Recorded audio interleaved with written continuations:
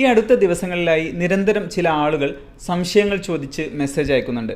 അവരുടെ പ്രധാന സംശയം ഇതാണ്: കഴിഞ്ഞ ആഴ്ച UAE പെയ്ത കനത്ത മഴയിൽ 1000-ലേറെ ഫ്ലൈറ്റുകളാണ് റദ്ദാക്കിയത്. ഇതിനെ തുടർന്ന് അവർക്ക് ഈ രാജ്യത്ത് തന്നെ തങ്ങേണ്ടി വന്നു.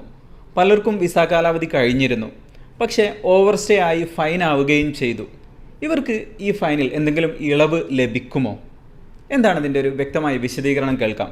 കഴിഞ്ഞ ദിവസം UAE ഉണ്ടായിരുന്ന മയക്കെടുതിയുമായി ബന്ധപ്പെട്ട് വിസിറ്റ് വിസയിലുള്ളവർക്ക് ഫൈൻ വേ ഓഫ് ചെയ്തു കൊടുക്കുന്നുണ്ട് എന്നുള്ളൊരു മാധ്യമ വാർത്ത ശ്രദ്ധയിൽപ്പെട്ടതിൻ്റെ അടിസ്ഥാനത്തിൽ അതുമായി ബന്ധപ്പെട്ട ഒരു ചെറിയൊരു ക്ലാരിറ്റിയാണ് ഞാൻ ഈ വീഡിയോയിൽ ചെയ്യുന്നത്.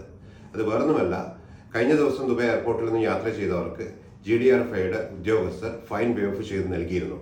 പക്ഷെ അത് ഒഫീഷ്യൽ കൺഫർമേഷനോ അല്ല അവരുടെ സൈറ്റിനകത്തോ ICPയുടെ സൈറ്റിനകത്തോ വന്നിട്ടില്ല. ഇന്ന് ട്രാവൽ ചെയ്തവരും ഫൈൻ പേ ചെയ്തിട്ടാണ് നാട്ടിലേക്ക് യാത്ര ചെയ്തിരിക്കുന്നത്.